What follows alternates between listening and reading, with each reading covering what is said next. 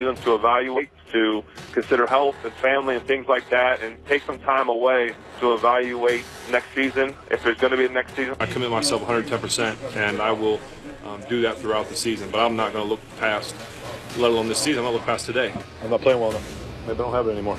2 Super Bowls, 100 and some wins, 300 and some. I don't even know my stats, but playing this game longer than you've probably been covering it. That's fine. They can question. I don't question myself. The ones that are close to me don't question me. That's what matters.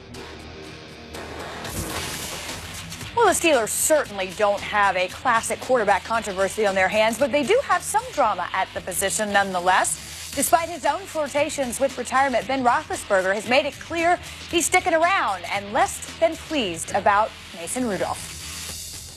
I was surprised when they took a quarterback because I thought that maybe in the 3rd round, you can get some really good football players that can help this team now. And nothing against Mason. I think he's a great football player. I don't know him personally, but I'm sure he's a great kid. I just don't know how, backing up or being the 3rd round, who knows where he's going to fall in the depth chart, but helps us win now. But, that's not my decision to make. That's on the coaches and the GM and owner and those kind of things. So if they feel like he can help our team, so be it. But I was a little surprised. Mason Rudolph was on the NFL Network's Path to the Draft. He responded to what Ben Roethlisberger had to say. Hear this. If I was Ben, I'd probably say the same thing. He's a competitor. Obviously he's a lot of confidence in himself, like I do, and he's going to be a future Hall of Famer, and I would expect him to say that. So, I'm just looking forward to going in there, learning the system, competing, raising my level of play, preparing like I'm the starter, even though obviously I won't be to start, and just waiting and being prepared for whenever I get my time, whenever my time comes, to be ready and take advantage of it. Well, look, certainly on the surface, there's merit to what both these quarterbacks had to say. And Mason Rudolph was spot on, and he took the high road, as he should. But I do have a question. Teddy, I'll start with you. You're not in the quarterback room per se, but you've been around a lot of them. What do you make of Ben Roethlisberger's role as a mentor in the short term? Oh, Ben Roethlisberger as a mentor, I think he said it himself in part of that radio interview, is that I got to get myself ready to play. And that's the way quarterbacks look at it. Some quarterbacks, they really don't take to the mentor role sometimes. And if Ben Roethlisberger is somewhat irritated to this 3rd round selection, I don't see how it would be in his best interest to waste some of his time. I don't say wasting time, but to mentor a younger quarterback, you're worrying about winning games. And I see where Ben Roethlisberger's coming from. It's just that sometimes, like when I was at the Patriots and they draft a young Gerard Mayo with the 10th overall pick. I mean, I'm at the 13th year in my career, and all of a sudden a young man comes in. I look at my watch and I realize my time is limited here because of who he was. But you still try to help out a kid. The quarterbacks, it's just a little bit different there. There's a little dynamic. Only one of them can be on the field at the same time. So it's a lot different in that room. You agree, Bill? Different for quarterbacks? Yes. I learned a long time ago from Jim Finks, who's the Hall of Famer and the patron saint of all general managers. Players play, coaches coach, scouts scout, general managers manage, and owners own. And this idea of mentorship doesn't fly with me. And that's especially true of a quarterback because the starting quarterback has so much to do to get ready. He can't worry about getting someone else ready. Secondly, we don't know if Mason Rudolph can play or not. We don't even know. Ben was right. We don't know if he's going to be the backup or the 3rd. He's a raw rookie coming from a spread system. We don't know whether he has the capacity to play or not. This is not like Sam Darnold, who was drafted with the 3rd pick in the draft.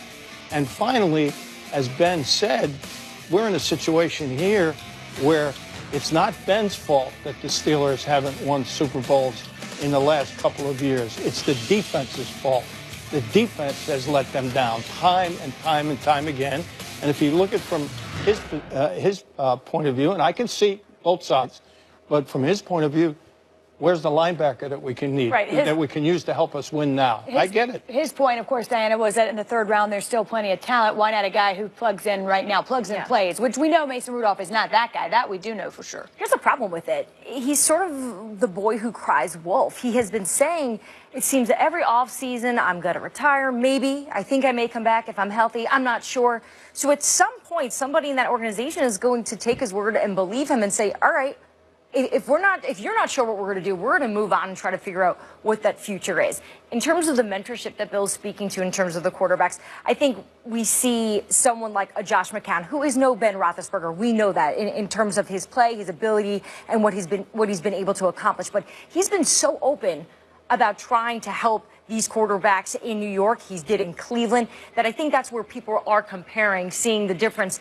We're seeing it in Baltimore as well with Joe Flacco, who hasn't made any contact with Lamar Jackson. Nope. And I think that's the thing. There's a comparison right now in the league. Would you rather have on Sunday, Big Ben or? Right, and I'll say that too. The Pittsburgh Steelers organization will wait for Roethlisberger every offseason. You want to be emotional in February and in March and in April, go ahead and be emotional. We'll wait for you because we know you're better than half of the quarterbacks in the NFL anyway, rather than some third-round draft pick. But again, to Ben Roethlisberger's point, Emmanuel Sanders, all right, Max Starks, Mike Wallace, those are third-round draft picks for the Pittsburgh Steelers that have helped them win in the past. So there's some Pro Bowl representation in those three names right there. And not just in the third round, in the fourth round, that's what Ben's talking about here. I'm here. I want to win. Why aren't we all on the same page? I mean, and they're on the same page, but that's what they're on the same page. I understand his point of view, and if I were the general manager, I would have said, "Hey, look, you're getting a little older. It's time for us." Let's get some buy-in here. Yeah. But don't forget, Jarvis Landry, who they just let go, was the very same guy as Mason Rudolph. Same offensive system, same conference, and they just let him go. Look, here's what I'll say, and it begs the next question for Overreaction Monday then, because all of this factors in the one question you have to ask. The Steelers made the right decision in drafting a quarterback. Overreaction? Not an overreaction. I don't think that's an overreaction, because I think that Big Ben has been so whimsy about what he's doing. I think it goes back to what we're talking about. They have to move on. They have to come up with a plan. And Ron Wolf is infamous for saying it, that, you know, or at least drafting a quarterback every year, saying that quarterback is like currency. You can't have too many of them because you're going to always be able to move them for value. We've seen this. Teams are so desperate for quarterbacks. It's never going to hurt you if you have too many on your roster, because you can get something out of it. The only one you can win is the one you can win now. All right, so you say it's not an overreaction, and you would not have drafted a quarterback. I'm not saying I wouldn't have drafted a quarterback, but I would have been working on that defense pretty hard before I got to a quarterback. Understood. Perhaps later, Bill? Perhaps later, sure. Perhaps later. All right. Ron's not wrong. I'll say not an overreaction. I think that the effect that you wanted, I mean, immediately from this draft pick, although it's not a contributing player, is the irritation and motivation of your current quarterback. And sometimes that's a good thing. I was going to say, is that always bad? I don't know that it is. To make your quarterback realize that, you know, we do have other plans that don't involve you, possibly. And quarterbacks, they get sensitive. And quarterbacks get sensitive, and they'll take it a little bit personally. And maybe it even improves his play. I mean, maybe that's. I think that's true of all of us to a degree, and also of non-quarterbacks. How many times have we seen, too, in the league, the value of a backup quarterback? Yes, we can take, obviously, in Philly, we've seen but it. He's not a backup. He's not a backup. Nick Foles is not a backup. He's also an icon in Philly now. No, I know that. But Derek Carr 2 years ago, right? They were, Ryan Tannehill, you're talking 2 seasons ago. They go down, and look what happens to their teams. They don't have an option. Mason Rudolph is not a backup. He hasn't proven that yet. We'll see. Still, so many questions. Landry Jones, by the way, still around. We met Jarvis Landry as we get through this Monday that I was talking about. That makes 3 of us. Big Ben has started 198 of a possible 224 games for the Steelers since entering the league in 2004, the 4th most in the league over that stretch. He's won 68% of those starts. Still to come on NFL Live.